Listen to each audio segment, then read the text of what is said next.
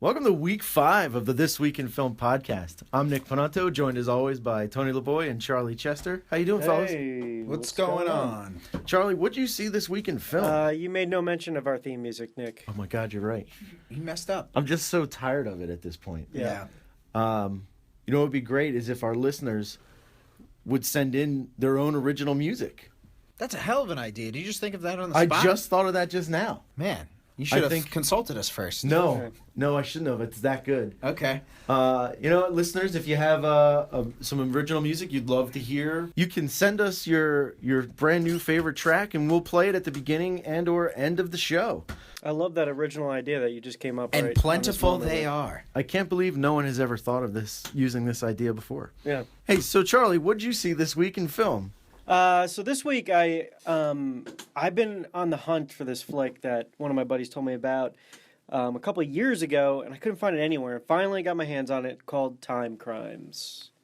And what's it about? Timecrimes. It's a time travel movie. Okay. Super low budget. Hold on a second. Charlie, seems like you have a fascination with time travel lately. Yeah. What's that all about? I'm working on a new project, a new script, and I have to do a lot of research on time travel. I'm trying to look for some unique takes on it. I'm looking for some original stuff. So my buddy told me about this flick, and I got really excited by the idea of it. Again, it's called Timecrimes. It's I want to say it's Why do you say it so seductively? It's one word. It's one word. Timecrimes. What's it about, Charlie? Right. So this movie is it's about a guy who sees a man in bandages who attacks him. So our main character runs to a neighboring house for shelter, and there's a weird scientist over there. He's like, I'll protect you. I'll protect you. The man with the bandages is coming. Really fishy, sort of like, this guy's got an ulterior motive. Yes. And he's like, get into this chamber. Yeah. And the guy's like panicking, so he gets in.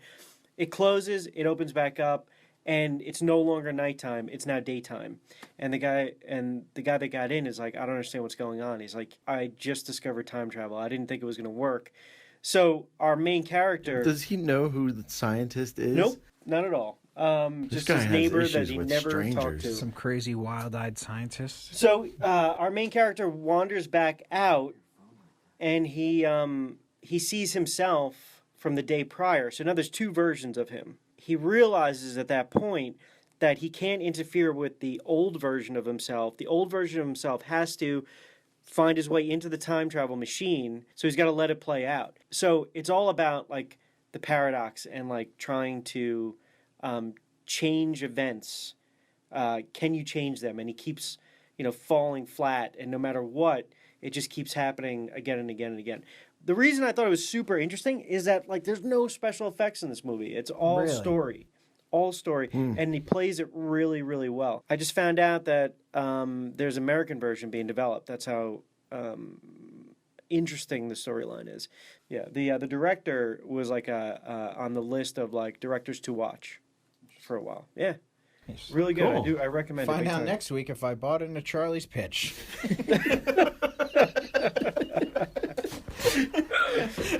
Tony, what did you see? Well, this week I watched Bridge of Spies.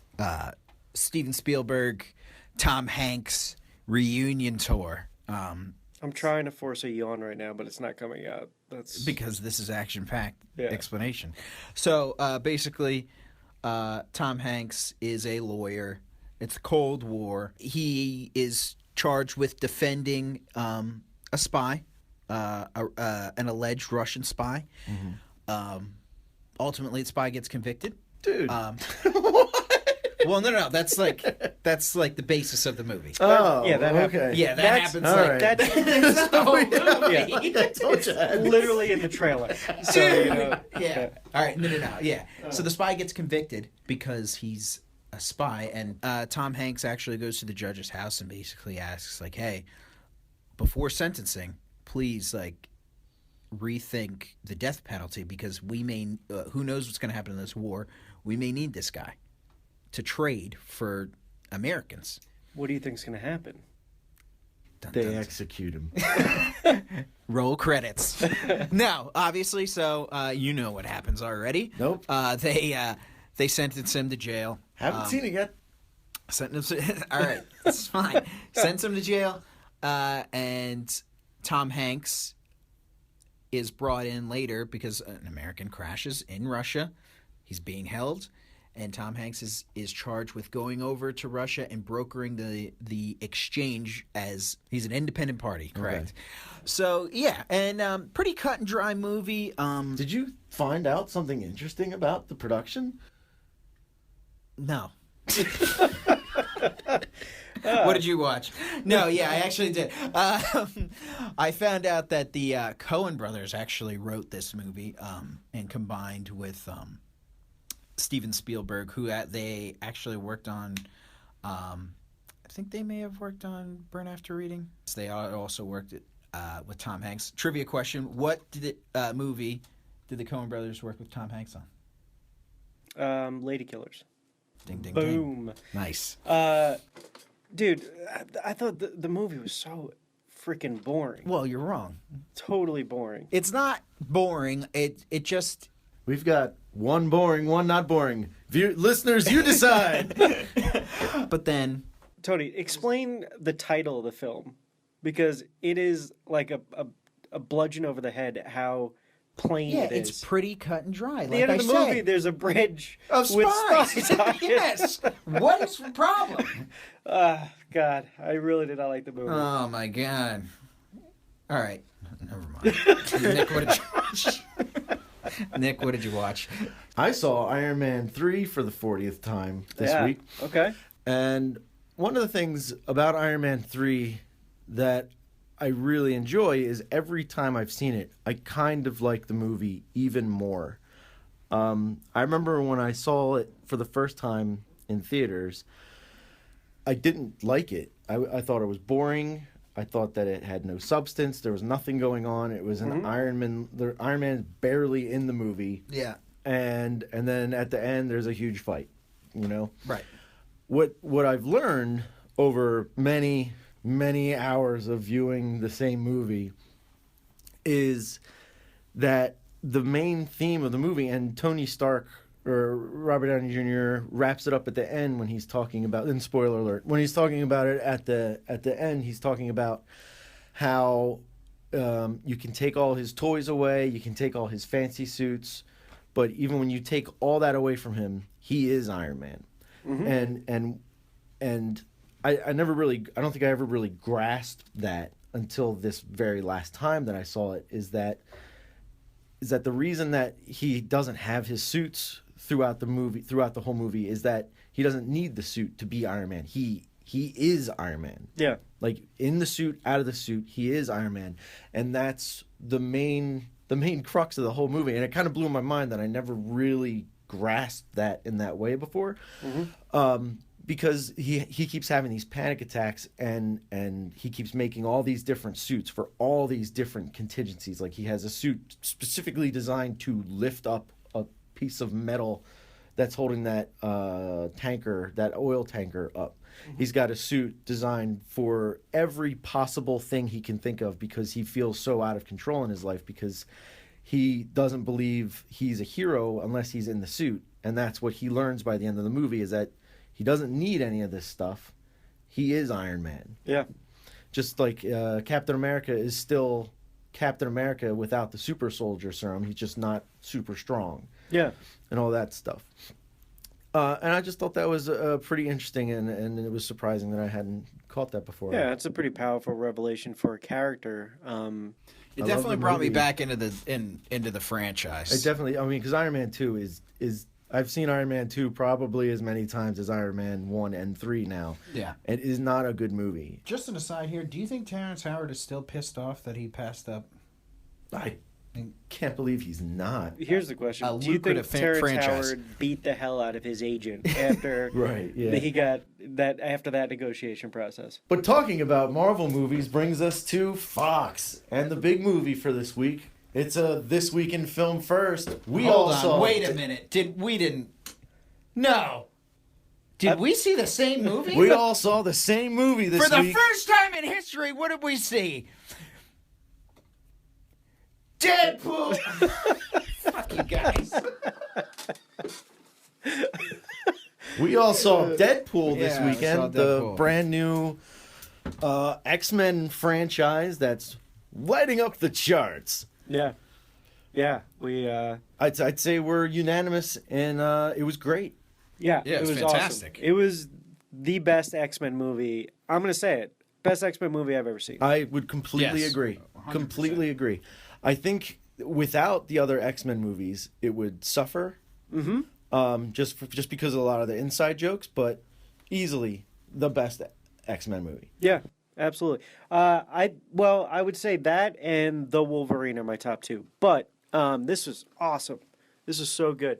From the tone is And we're going deep spoilers on this one, probably. So so earmuffs if Turn you haven't back seen it. now. I would suggest fast forwarding to the end to hear our great closing theme song. Yeah, I mean, like the tone of the movie is like total dark comedy, and they're pretty consistent throughout it. The only time they break it really is when he is getting tortured. Then it becomes just like a Yeah. horror show. That scene where he becomes the monster that he is